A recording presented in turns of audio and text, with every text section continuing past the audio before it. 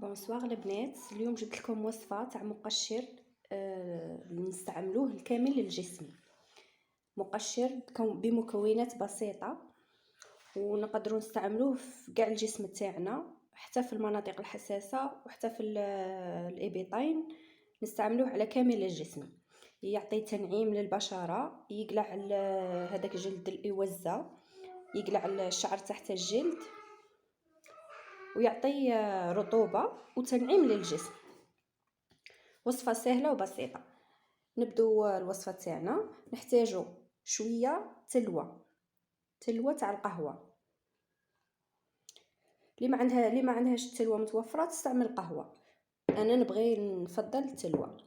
نزيدو معاها مغرف صغيرة تاع سكر، ونزيدو معاها شويه جيل دوش.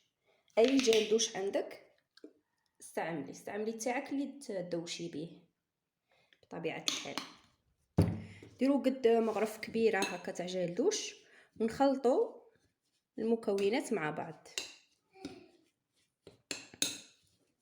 كي تدوشوا وتكملوا ديروا هذا الكوماج، قوموا به الكوغ تاعكم كاع، ومن بعد شلوا وخرجوا ديريكت، ما تزيدوا من موراه والو، غير شلوا مليح وخرجوا. هذا هو القوام تاعه كيفاش يكون.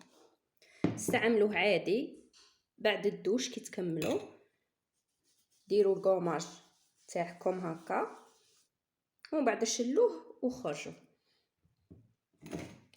هاد الوصفه نستعملها دائما مرطبه وافيكاس عن تجربه.